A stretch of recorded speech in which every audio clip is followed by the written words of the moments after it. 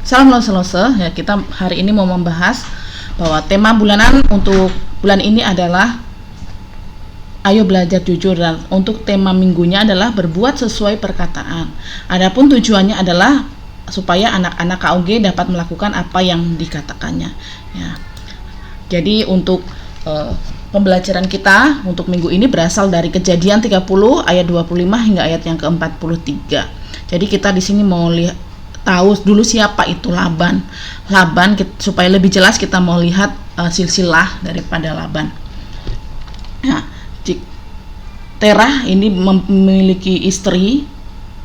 Ya, dia punya anak namanya Haran, Nahor, Abraham. Jadi dari Haran ini memiliki anak Lot, sedangkan Nahor ini memiliki beberapa anak. Ini ada Uz, Buz, Kemuel, Keset, Haso, Pildas, Yilglaf, dan juga salah satunya Betuel. Kita akan bahas langsung kepada Betuel. Betuel ini memiliki anak yaitu Laban dan Ribka, sedangkan Laban punya anak Lea dan juga Rahel. Dan dari Abraham memiliki istri ada 3, yaitu Sarai, ada Hagar, dan juga Keturah. Dari Hagar dia punya anak 1, Ismail, dan Keturah ada beberapa anak ini.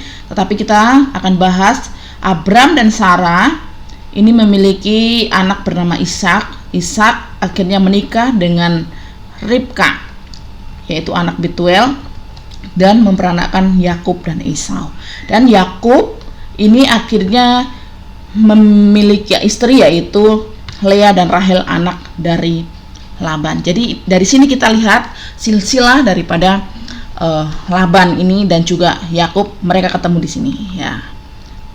Jadi bagaimana awal mula di mana Laban bisa bertemu dengan Yakub? Jadi Yakub dan Esau ini memiliki satu permasalahan karena mereka berebut hak kesulungan, di mana Yakub menipu ayahnya untuk mendapatkan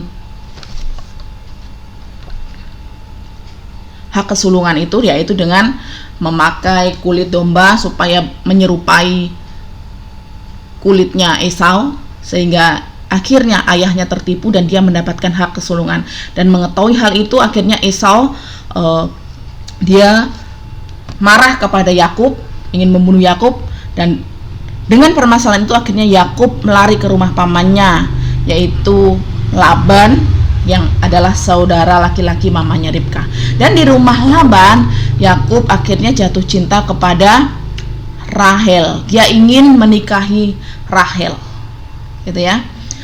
Dan akhirnya Laban mengizinkan itu, tetapi dengan syarat, yaitu dia harus kerja selama 7 tahun untuk mendapatkan Ribka. Dia bekerja selama 7 tahun, dan setelah 7 tahun ternyata Laban bukan memberikan Rahel, tetapi dia mengizinkan Yakub menikahi Lea karena dia adalah kakak Rahel. Nah, karena cinta Yakub kepada Rahel, akhirnya dia tetap ingin menikahi Rahel meskipun dia sudah mendapatkan Lea. Dan akhirnya Laban memberikan waktu 7 tahun lagi untuk dapat menikahi Rahel, dan Yakub memenuhi syarat itu. Dia akhirnya bekerja selama 7 tahun, jadi udah 14 tahun ya. Tadi udah bekerja, dan setelah itu akhirnya dia mendapatkan Rahel. Nah, setelah 7 tahun dia mendapatkan Rahel, dia bekerja 6 tahun kemudian lagi supaya ia dapat mendapatkan harta.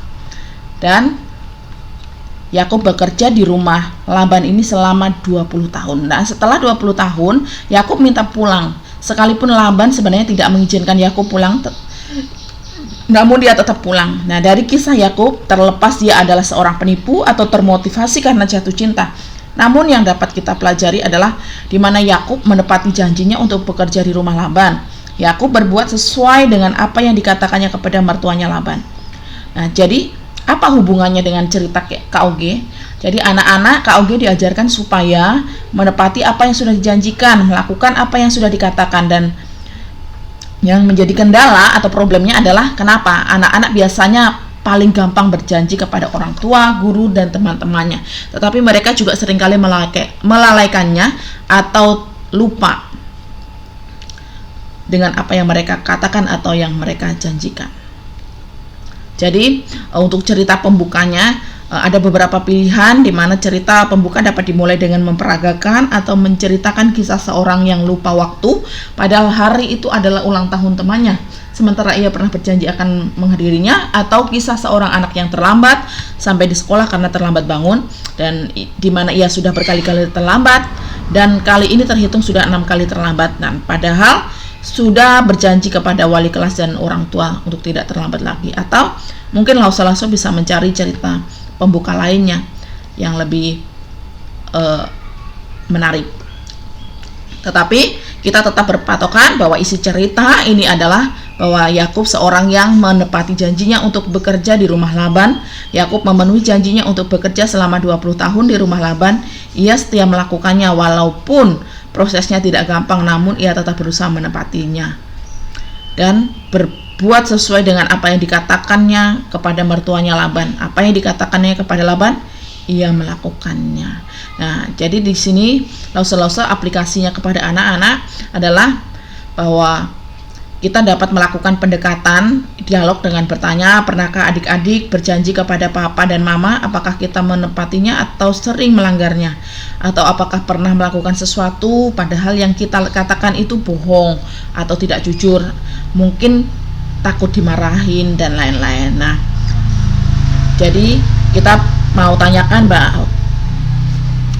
dan mau tekankan di sini bahwa adik-adik kita harus belajar dari Yakub, yaitu kita menepati apa yang sudah dijanjikan, melakukan apa yang sudah dikatakan. Jadi proyek ketaatan untuk anak-anak KUG adalah bahwa kita kasih tahu kepada mereka, adik-adik mulai hari ini mari kita melakukan apa yang kita katakan, dan kalau kita berjanji kita jangan lupa, tetapi harus kita tepati. Jadi sampai di situ, selamat mempersiapkan diri. Tuhan memberkati.